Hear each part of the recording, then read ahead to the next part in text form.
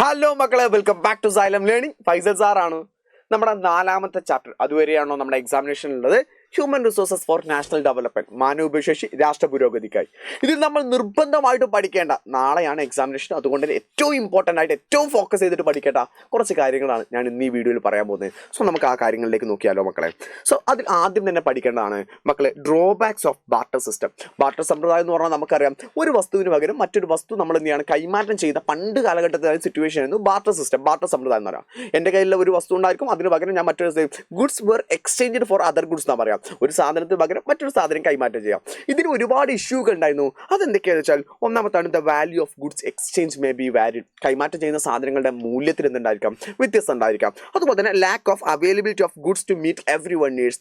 ഓരോരുത്തരുടെയും ആവശ്യങ്ങൾ നിറവേറ്റാനുള്ള സാധനങ്ങളുടെ ലഭ്യത മേ ബി ഉണ്ടായിരിക്കില്ല. അതുപോലെ തന്നെ ഡിഫിക്കൽട്ടി ഇൻ എക്സ്ചേഞ്ചിങ് ഗുഡ്സ്, സാധനങ്ങൾ കൊണ്ടു നടക്കാനും കൈമാറ്റം ചെയ്യാനുള്ള ബുദ്ധിമുട്ടുകളുണ്ട്. അതുപോലെ തന്നെ അണേബിൾ ടു ഡിസൈഡ് ഗുഡ്സ്, നമുക്ക് ഇഷ്ടപ്പെട്ട സാധനം തന്നെ കിട്ടിക്കൊള്ളുന്നില്ല. അവർക്ക് എന്താണോ വേണ്ടത് അത് നമ്മൾ തൽക്കാലം കോംപ്രമൈസ് ചെയ്യേണ്ട സിറ്റുവേഷനുകളൊക്കെ എന്ത് ചെയ്യാറുണ്ട്, വരാറുണ്ട്. സോ അതുകൊണ്ട് തന്നെ ഇതിന് നമ്മൾ കൃത്യമായിട്ടൊന്ന് ഫോക്കസ് ചെയ്യണം.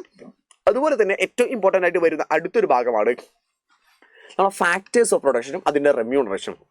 ഉൽപ്പാദക ഘടകങ്ങൾ ഏതൊക്കെയാണ്, ഫാക്ടേഴ്സ് ഓഫ് പ്രൊഡക്ഷൻ ഏതൊക്കെയാണ് ചോദിച്ചാണെങ്കിൽ അത് നമ്മൾ ഇത് മാത്രം എഴുതി വെച്ചാൽ മതി. അതേസമയം അതിൻ്റെ റെമ്യൂണറേഷൻ, അതിന് കിട്ടുന്ന പ്രതിഫലങ്ങൾ ഏതൊക്കെയെന്ന് ചോദിക്കുകയാണെങ്കിൽ അതിൻ്റെ കൂടെ തന്നെ ഓരോന്നിൻ്റെയും കൂടെ ഇതും കൂടി എഴുതി വെക്കണം. ഉദാഹരണം പറയുകയാണെങ്കിൽ ഫാക്ടേഴ്സ് ഓഫ് പ്രൊഡക്ഷൻ ഉൽപ്പാദക ഘടകങ്ങളാണ്. ഒന്നാമത്തെ ലാൻഡ്, ഭൂമിയാണ്. ഒരാൾ ഭൂമിയിൽ കൃഷി ചെയ്യുകയാണെങ്കിൽ ഭൂമിയിൽ എന്ത് ചെയ്യുകയാണെങ്കിലും അയാൾക്ക് എന്ത് കൊടുക്കണം, നമ്മൾ റെൻറ്റ് കൊടുക്കണം. റെൻറ്റിൻ്റെ മലയാളത്തിൽ വിളിക്കുന്ന പേരാണ് പാട്ടം എന്ന് വിളിക്കുക.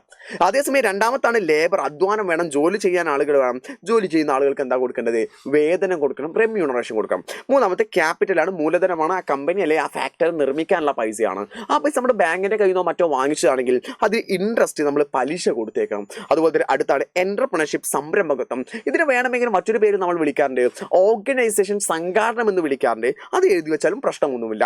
അതിന് നമ്മൾ കിട്ടുന്നതാണ്, നടത്തുന്ന ആളുകൾക്ക് പ്രോഫിറ്റ് വേണം. സോ ഇത് വളരെ ഇമ്പോർട്ടൻ്റ് ആണ്. ഇതില്ലാത്ത ഒരു ക്വസ്റ്റ്യൻ പേപ്പറുകളും നമ്മൾ കാണാറില്ല. ഫാക്ടേഴ്സ് ഓഫ് പ്രൊഡക്ഷനും അതിൻ്റെ റെമ്യൂണറേഷനും ഉൽപ്പാദക ഘടകങ്ങളും അതിൻ്റെ ഫലങ്ങളും കൃത്യമായിട്ട് എൻ്റെ മക്കൾ എന്ത് ചെയ്യണം, ഒന്ന് ശ്രദ്ധിച്ചേക്കണം. അതുപോലെ തന്നെ ഏറ്റവും കൂടുതൽ ശ്രദ്ധിക്കേണ്ടതാണ് ഹ്യൂമൻ ക്യാപിറ്റൽ ഫോർമേഷൻ, മനുഷ്യ മൂലധന രൂപീകരണത്തിൻ്റെ വിവിധ ഘടകങ്ങൾ ഏതൊക്കെയാണെന്നുള്ളത്. അത് പ്രധാനമായിട്ടും education, health, migration, job training, access to information, വിദ്യാഭ്യാസം, ആരോഗ്യം, കുടിയേറ്റം, തൊഴിൽ പരിശീലനം, വിവര ലഭ്യത എന്നിവയാണുള്ളത്. അതിൽ ഏറ്റവും കൂടുതലായിട്ട് നമ്മൾ ഫോക്കസ് ചെയ്യേണ്ട ഏരിയ എന്ന് പറഞ്ഞാൽ ഈ രണ്ടെണ്ണമാണ്. എഡ്യൂക്കേഷനും അതുപോലെ തന്നെ ഹെൽത്തും വിദ്യാഭ്യാസവും ആരോഗ്യത്തെയും മക്കൾ കൃത്യമായിട്ട് ഫോക്കസ് ചെയ്ത് ചെയ്യണം. ആ ഭാഗത്ത് ചോദ്യങ്ങൾ വരാനുള്ള ചാൻസസ് വളരെ കൂടുതലാണ്. നമ്മൾ വിദ്യാഭ്യാസത്തിന്റെ കാര്യത്തിലേക്ക് നമ്മൾ നോക്കാം. സിമ്പിളായിട്ട് മക്കൾ നോക്കുകയാണെന്നുണ്ടെങ്കിൽ, മക്കളെ നല്ല വിദ്യാഭ്യാസം ഉണ്ടെങ്കിൽ ചോദ്യം ഇവിടെ നിന്ന് ഇങ്ങനെയാണ് വരിക, how education leads to national development. എങ്ങനെയാണ് വിദ്യാഭ്യാസം രാഷ്ട്ര പുരോഗതിയെ സഹായിക്കാൻ ചോദിക്കുകയാണെന്നുണ്ടെങ്കിൽ നമ്മൾ ആലോചിക്കുക, നല്ല എഡ്യൂക്കേഷൻ ഉണ്ട്, നല്ല വിദ്യാഭ്യാസം ഉണ്ടെങ്കിൽ അയാളുടെ എബിലിറ്റി, അയാളുടെ കഴിവ് കൂടൂലേ. നല്ല കഴിവുണ്ടെങ്കിൽ അയാൾക്ക് ടെക്നോളജിക്കൽ നോളജ്, നല്ല സാങ്കേതിക വിദ്യയിൽ അറിവുണ്ടായിരിക്കും. അത് അയാളുടെ സ്കില്ല് കൂട്ടും.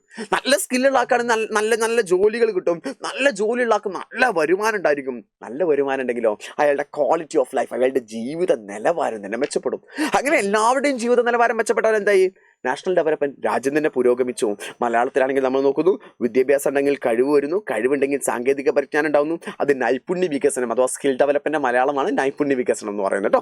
അതുപോലെ തന്നെ മെച്ചപ്പെട്ട തൊഴിലുണ്ടാവുന്നു, മെച്ചപ്പെട്ട വരുമാനം ഉണ്ടാവുന്നു, മെച്ചപ്പെട്ട ജീവിത നിലവാരം ഉണ്ടാവുന്നു. അത് ഏറ്റവും അവസാനമായിട്ട് രാജ്യ പുരോഗതിയിലേക്ക് നയിക്കുന്നു. സോ ഇവിടുന്ന് വരുന്ന ചോദ്യം ഞാൻ നിങ്ങളോട് പറഞ്ഞല്ലോ, how education leads to national development. എങ്ങനെയാണ് വിദ്യാഭ്യാസം രാഷ്ട്ര പുരോഗതിയെ സഹായിക്കുക? ഇതൊരു ഫ്ലോ ചാർട്ട് പോലെ എഴുതി വെച്ചാൽ മതി. അപ്പൊ നിങ്ങൾ ഒരു ഫ്ലോ ചാർട്ട് പോലെ എഴുതി വെച്ചാൽ മതി. രണ്ടാമത്താണ് ആരോഗ്യം എന്ന് പറയുന്നത്. ഹെൽത്ത് എന്ന് പറഞ്ഞാൽ is A state of mental and physical social wellbeing. സാമൂഹികവും ശാരീരികവും മാനസികവുമായിട്ടുള്ള ഒരു നല്ല അവസ്ഥയെ വിളിക്കുന്ന പേരാണ് ആരോഗ്യം എന്ന് വിളിക്കുന്നത്. ഇവിടുന്ന് വരുന്നൊരു ചോദ്യമാണ്, how declining health effect the national development. ഒരു വ്യക്തിയുടെ ആരോഗ്യമില്ലാതായാൽ അത് രാജ്യ പുരോഗതിയെ പ്രശ്നമായിട്ട് ബാധിക്കും, ഉറപ്പായിട്ടും ബാധിക്കും. ഇപ്പൊ അയാൾക്ക് ആരോഗ്യം ഇല്ലാന്നുണ്ടെങ്കിൽ അയാളുടെ വരുമാനം കുറയില്ലേ. അയാളുടെ വരുമാനം കുറഞ്ഞാൽ അയാളുടെ പർച്ചേസിംഗ് പവർ, അയാൾക്ക് സാധനങ്ങൾ വാങ്ങിക്കാൻ പറ്റുമോ? ഇല്ല. അയാളുടെ സാധനങ്ങൾ വാങ്ങിച്ചില്ലെങ്കിൽ അവിടെ എന്തുണ്ടായിരിക്കും, അയാളുടെ വീട്ടിൻ്റെ ഉള്ളിൽ പോവർട്ടി, ദാരിദ്ര്യം ഉണ്ടായിരിക്കും. ആ ദാരിദ്ര്യം ഉണ്ടായാൽ അയാളുടെ സ്റ്റാൻഡേർഡ് ഓഫ് ലിവിങ്, ജീവിത നിലവാരമൊക്കെ താന്നു പോകും. അതെന്ത് ചെയ്യുന്നു, റെഡ്യൂസ് ഇൻ നാഷണൽ ഡെവലപ്മെന്റ്, രാഷ്ട്ര പുരോഗതിയെ തന്നെ തടസ്സപ്പെടുത്തുന്ന രീതിയിലേക്ക് എന്ത് ചെയ്യും, വരാൻ സാധ്യതയുണ്ട്. അതുപോലെ തന്നെ അടുത്തൊരു ക്വസ്റ്റ്യൻ ആണ്, ആരോഗ്യ പരിപാലന പ്രവർത്തനങ്ങൾ ഏതൊക്കെയെന്നുള്ളത്. വളരെ ഇമ്പോർട്ടൻ്റ് ആയിട്ട് ഹെൽത്തിൻ്റെ ഭാഗത്തു നിന്നുള്ള എല്ലാം നമ്മൾ പഠിച്ചു വെക്കണം. ആരോഗ്യ പരിപാലന പ്രവർത്തനങ്ങളാണ്, ഹെൽത്ത് മെഷേഴ്സുകളാണ്. നമ്മൾ ഒന്ന് പ്രിവെൻറ്റീവ് മെഡിസിൻസ്, പ്രതിരോധ ഔഷധങ്ങൾ കൊടുക്കുക. ഇമ്മ്യൂണൈസേഷൻ, പ്രതിരോധ കുത്തിവയ്പ്പുകൾ കൊണ്ടുവരിക. ക്യുറേറ്റീവ് മെഡിസിൻസ്, രോഗമാവാനുള്ള ഔഷധങ്ങൾ കൊണ്ടുവരിക. സാനിറ്റേഷൻ മെഷേഴ്സ്, ശുചീകരണ നടപടികൾ കൊണ്ടുവരണം. ആക്സസ് ടു ന്യൂട്രീഷ്യസ് ഫുഡ്, പോഷകാഹാരങ്ങളുടെ ലഭ്യത കൊണ്ടുവരണം. പ്രൊമോഷൻ ഓഫ് ഹെൽത്ത് ലിറ്ററസി, ആരോഗ്യ സാക്ഷരത എന്ന് വെച്ചാൽ ആരോഗ്യത്തെക്കുറിച്ചുള്ള അറിവുകൾ ജനങ്ങളിലേക്ക് എത്തിക്കണം. Supply the clean drinking water, അഥവാ ശുദ്ധമായ കുടിവെള്ളം വേണം. ഇതിനൊരു നാലോ അഞ്ചോ പോയിന്റുകൾ എൻ്റെ മക്കൾ പഠിച്ചു വെച്ചാൽ മതി. നല്ല ആരോഗ്യ പരിപാലന പ്രവർത്തനങ്ങൾ ഏതെല്ലാം എന്നുള്ളത്. അതുപോലെ തന്നെ ഈ ചാപ്റ്ററിൽ വരാൻ സാധ്യതയുള്ള ഏറ്റവും ഇമ്പോർട്ടൻ്റ് ആയിട്ട് ഒരു ചോദ്യമാണ് ഈ ചോദ്യം എന്ന് പറഞ്ഞാൽ ഡിഫറെൻറ്റ് ടൈപ്സ് ഓഫ് അൺഎംപ്ലോയ്മെന്റ്. വിവിധ തരത്തിലുള്ള തൊഴിലില്ലായ്മകൾ ഏതൊക്കെ ചോദിക്കുകയാണെങ്കിൽ ഒന്നാമത്താണ് ഓപ്പൺ അൺഎംപ്ലോയ്മെന്റ്, പ്രകടമായ തൊഴിലില്ലായ്മ എന്ന് പറയും. He's willing to but unemployed, ജോലി ചെയ്യാൻ അയാൾ റെഡിയാ, പക്ഷെ അയാൾക്ക് എന്ത് കിട്ടുന്നില്ല മക്കളെ?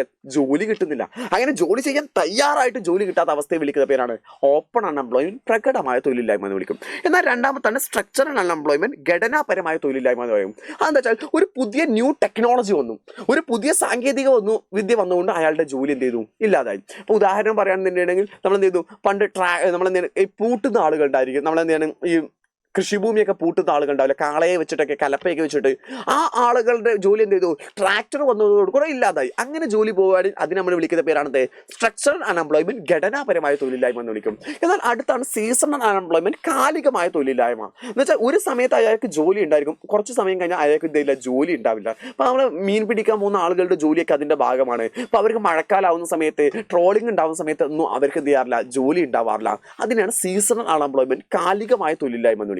ഏറ്റവും അവസാനത്താണ് ഡിസ്റ്റിങ്വിഷ്ഡ് അൺഎംപ്ലോയ്മെന്റ്, പ്രസന്നമായ തൊഴിലില്ലായ്മ എന്ന് വിളിക്കും.